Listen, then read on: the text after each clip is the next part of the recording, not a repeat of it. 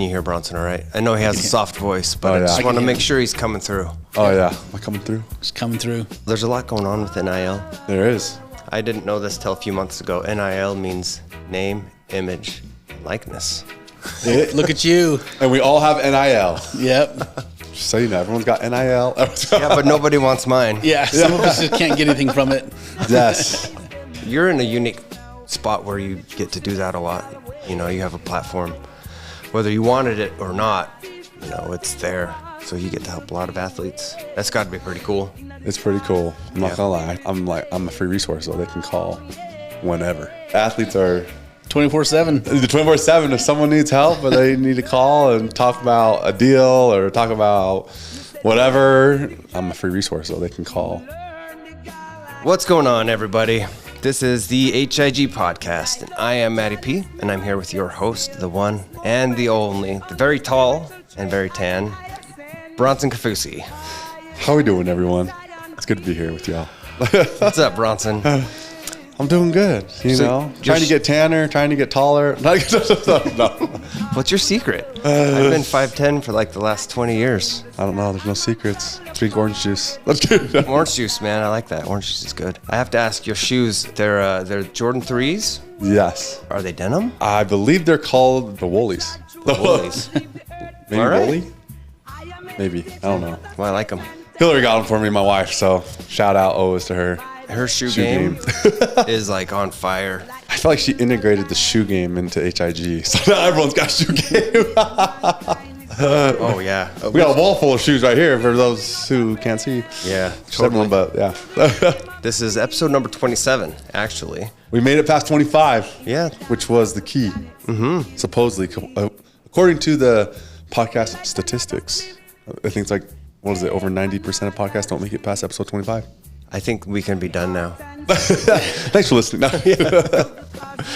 No, we need Jared. Jared is someone we've been chasing down for a while now. Jared, welcome to the show. Our special guest today, we're here at the Harris Financial Center in Provo, Utah. Not even kidding, we have been working to get him on here for a while. He's the controller. Yes, he's elusive as well. Been able to avoid these guys for a bit. I know we share an office, so. Yep. So Jared, he is the controller here at Harris Investment Group. He is my office roommate, and he is an Alabama fan. Roll Tide. Roll Tide. But I'm a BYU fan too. BYU graduate. I like BYU, so. I appreciate that. Yeah. Same. BYU graduate. I have to make that distinction coming from living in Utah County, so. Oh, yeah. You're in the BY hood. Yes. The BYU hood. Remember. Oh, that's funny. So Jared, how long have you been here? How long have you been a part of the team? I've been here 7 months now, 8 months. Wow, that went fast. Yeah. It doesn't seem like 7 or 8 months. Your official title is controller. Yes. And in all honesty, I didn't know exactly what that meant until about 20 minutes ago. Now, the last 8 months that we've been working together, Jared, he's probably like the best office mate anybody could ever hope for, because we just come to work and like we just get to work, get the tasks done. All right, Jared, as the controller here at Harris Investment Group, maybe you can help us understand what that is. Well, mainly I do a lot of accounting functionality. So I'm reconciling accounts. I take all the transactions that go into all of our accounts and get them into our financial system so that we can generate, financials, income statements, balance sheets, and just track everything. So that's what I do with a lot of my time, is just getting all the transactions to go through the bank account, getting them into our accounting system, and then just following up on things like making sure that we're getting our lease payments and that we're making our mortgage payments and managing all the cash flows in and out. So, wow, you are a master tracker. Tell us a little bit about your background and, coming to Harris Investment Group. Was it similar to what you did? Did you do real estate before? Was it a different one? I don't know. Yeah. I did. So I think that's one of the reasons that they liked me, because of my background. Obviously, I went through accounting program at BYU, but then I moved on to Utah State and I did my MBA. Cool. In accounting emphasis. But before that, though, and while I was going to school, I actually Started out in appraising. I was doing appraisals. Oh, no way. Yeah. I didn't know that, Jared. Way back in the day. I love it. Yep. Did appraising for 3-4 years. And then I moved actually into mortgages. So I was a loan officer. No way. Yeah. So I did that Oh my gosh. probably 12, 15 years. So I understand, a little bit about, quite a bit actually about, mortgages, financing, all that kind of stuff. Yeah. So it's just on a larger scale, obviously, than with residential, but a lot of the same stuff. So His foundation is in real estate. I love it. yeah. I always knew there was something about Jared. He's a Roll Tide guy, and then he's also a real estate guy. All the same real estate tide. There you go. There you go. That's What awesome. a great combo. All rolled tied up into one. Oh, no, seriously. No, seriously. Wow. Okay. I did not know you had such an extensive background in real estate. That is so Yeah. cool. Wow. So then what kind of attracted you to Harris Investment Group when you first heard about it? And I don't know, how did you hear about it? Yeah. Just came across it, Yeah. but I love real estate. I've always wanted to do investing. I missed a big, huge opportunity at one point in my life that I regretted because it was sketchy. It wasn't sketchy. Sorry. I don't want to sound like a sketchy. It was scary to me, like not knowing too much at the time. Yeah. Unfortunately, with hindsight, 2020, it would have worked out like phenomenally well if I would have gone into it. Because the guy I was going to do this with, we got out of it before 2008 hit. He got out of it clean, everything. So sold off everything, and just like his plan was, and it would have worked out well. But having a wife and kids and stuff, it's like I'm not as risky as I normally would be. So kind of was too conservative at that point. But just always been looking at real estate. Looking at purchasing homes and getting investment properties and things like that, and just something that's always been of an interest to me. With my accounting and that kind of stuff, I like, it's like a puzzle. It's Tetris. You're fitting pieces together to put a mortgage together to help somebody figure out a way to get financing for their properties and stuff. And so same thing here, just different kind of puzzle. The Grand Puzzler. The I know all different types of nicknames for Jared on this podcast. This is awesome. We have the Grand Puzzler. We have the Master Tracker. We have the Controller. Man, he's done a lot. We're all lucky to have you here, Jared. I'm lucky to be here. I love it here. Feel very fortunate. So, How did you find out about the job? just posting on KSL. Yeah.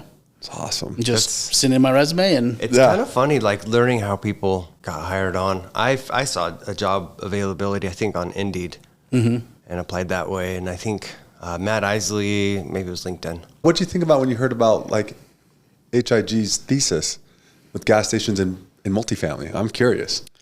no, I love it. I mean, just the way that they take advantage of the things at the time, and with the market and the situation right now in the space, it looks like it's going to work out very well for us. The way that we've been doing things. We're positioned in a we're positioned good in a good spot because it's on a downturn, but when it starts to come back, it's just going to explode for us, I feel. So I'm loving where we are. You always want to buy low and sell high, and we're in the space that looks like it's going to turn out that way for us.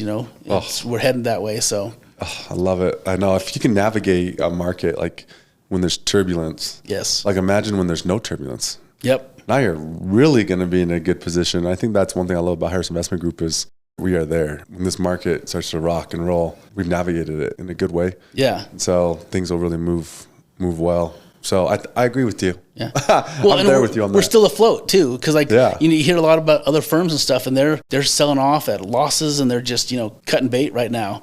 Yeah. But we're maintaining, and it's like if we can wade through this, which it looks like everything looks good, we're going to come out way better on the other side. Oh, and that's coming from the controller. This is the Just guy so who- you guys know, who sees all the money, sees all the numbers, sees everything. The all-knowing controller. The all-knowing controller.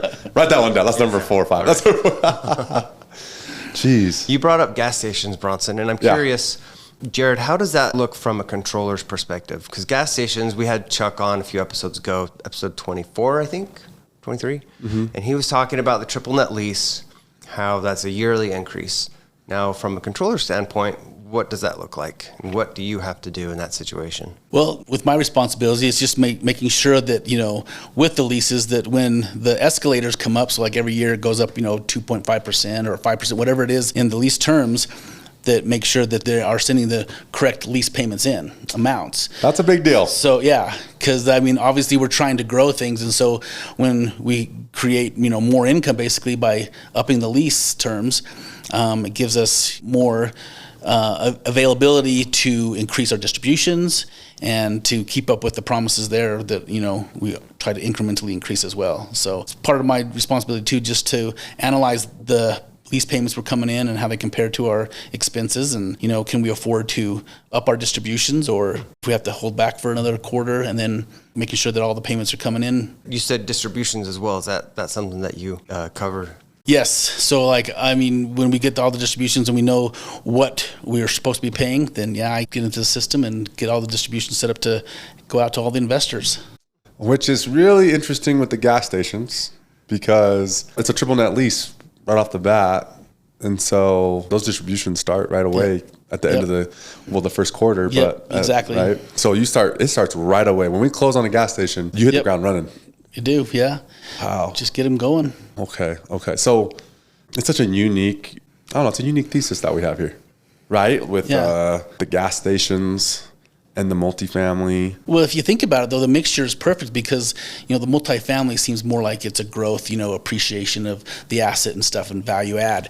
But the gas stations, with the depreciation that you get to use up front for tax benefits, offsets any gains that you have, and you can use that. And especially with the favorable depreciation terms that we have right now, and hopefully continue. Come back to 100. Come on. It works. It could work really well, So. Yeah. Oh, no, that's awesome. So, with what you do, you're looking at you're seeing the numbers, so we talked about distribution, we talked about triple net lease. Oh yeah, triple net lease. Truck stops. Yeah. Is there one area that it's like your favorite area that you just are like, this is my favorite area. I love working on this stuff. Well, to be honest, I haven't gotten too much into the multifamily just because that's taken care of by property management companies for the most part. Yeah. So there's a little oversight there more than actually getting into the nitty gritty with that stuff.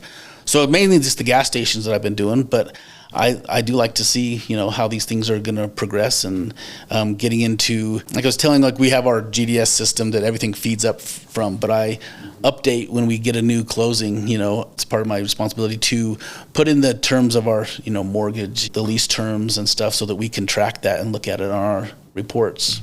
I like seeing the details of, okay, this property, this is how it went down, this is what loan to value we're at, this is what we're looking to do, and it has all the, forecasts in there. I like getting into that stuff. It's funny how we're all connected here, right? You have MattyP, master of marketing over there, making it happen, the podcast, creating a lot of marketing material. Then there's me out there talking to people, sharing people with, telling people about what we do and introducing HIG to people. And then you're running the numbers. That I've never thought about that. Because I've never actually looked at that before. That's actually a really cool part. Now you get to see it at the finished product. He's like building the infrastructure. Yeah, the infrastructure and execution. All the hard work. The master builder. Yeah. Do you feel like you do your job at a higher level when Roll Tide is winning? Or when they lose, does it fuel you? Heavy that day. when they lose, they have to take a day or two off, to recover. So that's sick day. Yeah. Not many days off then. Yeah. Well, with Alabama, they win a lot. Yeah. Dang. Okay. Dang, that's cool. Sorry, I just had that realization. Oh my gosh, you get to see the finished product on the number side on that Excel sheet, and you get to see it roll really, and track it as well. Yep. Wow. It's what I love to see, from bottom to the very top, all of it. Because a lot of people, they see certain pieces of it, they see this report or that report, so they see maybe their area that they're kind of more paying attention to, but I get to see it all, and I like to see, have a good idea of where things are headed, and I really like where they're headed, so. That's awesome. So you said that's one thing that you really like. What's the hardest part about your job? One thing that you don't like? The hardest part probably right now is just, getting more familiar with all the processes that we have, I'm fairly new still. I understand how to do, my accounting part of it, but it's, where to find all the information for the leases, and the closings, and just getting that into the right system. And then I was talking with MattyP today, and we're just about where I start to find out that information shows up here on the GDS, so I can go look at it pretty easily. I'm like, okay, now I know, a shortcut to get the information I need. Yeah. So it's a great system, but it's just, knowing where it all comes from and where to put it and where to look for it when you're needing it. So. And I got to tell you, it doesn't help that when we buy a property, we rebrand it and give it a different name. So we buy a property, we create this entity, and it has the assets assigned to it, which are the old name. That is so true.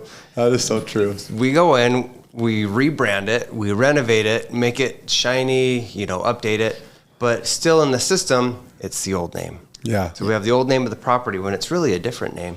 So Jared and I, we've had a lot of conversations of, wait, what's this property again? What's this Which one is this one, MattyP? Yeah, which one is this one? You know what? I had the same experience. It's really interesting. It's like University Point. What? University what? Forest Cove? What are these? You mean this one? Because we take it over. Yeah. Maryville properties. Yeah.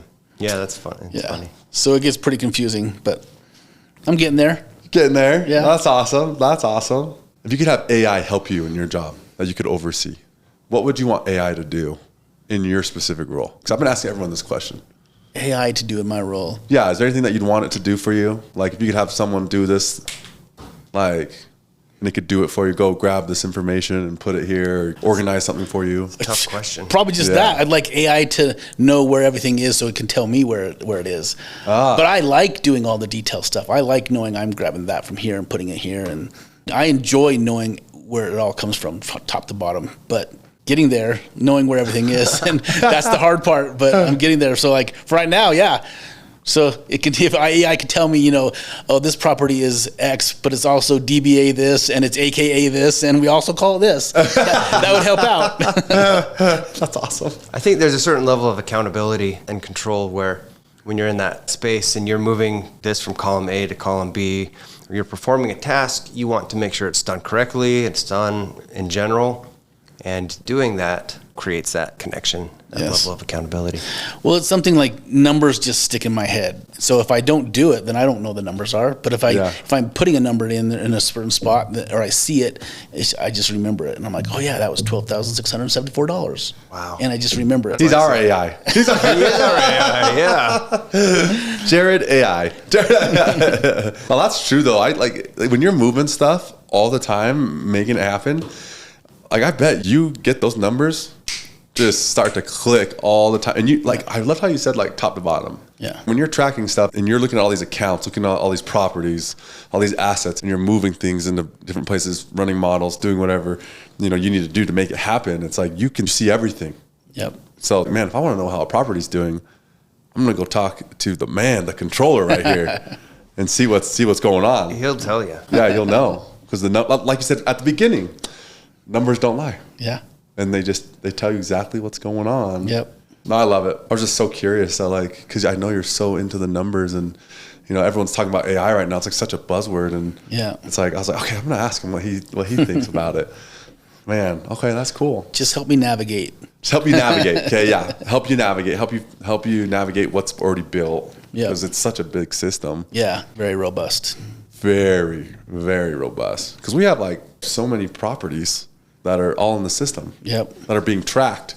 And they're all funneling to you. Yep. Yeah, we're closing in, close to $500 million in assets under management in portfolio size. So, and it's all we're growing. To you. It's a lot to track and a lot to control. I was just thinking about this. You asked Jared, hey, Jared, so how's it looking? That question just doesn't work for Jared. Jared's one aspect. Yeah, which part? I'm just thinking about that. That's probably the worst question you can ask Jared. How are we looking over here, Jared? Oh, man. I hope I never asked you that question. Well, man, I appreciate you and everything that you do, Jared. Yeah, thanks. You make it go round over here. I try. I had no idea how important you were. I always knew, but now I really know. Yeah. Appreciate it. Jared runs the show. Well, I think a lot of people are going to have a lot of questions for Jared. Just don't ask him how it's all going. Well, I'll give you an answer. It's easy. It's good. Good. It's good. Well, there you go. So you can. Yeah. We got to gather some questions up for you. So if you have questions for Jared, the controller, master tracker, our AI, make sure you reach out to us. Contact at harrisinvestmentgroup.com. Ask Jared some questions. We are going to be bugging Jared because he knows literally the matrix of HIG. So I got so many questions that came up while you were talking. And we'll see if I'm at liberty to disclose the answers. This is true. Another true thing. This is great. Thanks so much for hopping on, Jared. No? Good to be here. Yeah, thanks for being on the show, man. Pleasure having you. Thank you. I hope you find your dad. He's out there. I'll find him. He's on the island. He's on the island. The HIG Podcast expresses the views of its participants and may not represent the views of Harris Investment Group. The views discussed are subject to change without notice. The HIG Podcast has no duty or obligation to update the information contained herein. It should not be assumed that past investment performance discussed is an indication of future results. Wherever there is the potential for profit, there is also the potential of loss. This is the very nature of investing. The HIG Podcast and its affiliates do not provide tax, legal, or accounting advice. The information shared on this podcast should not be construed as an offering, advisory service, or investment advice. Consult your own tax, legal, and accounting advisors before engaging in any transaction. This podcast, including the information contained herein, is the sole property of Harris Investment Group and may not be copied, reproduced, republished, or posted in whole or in part without the prior written consent of Harris Investment Group.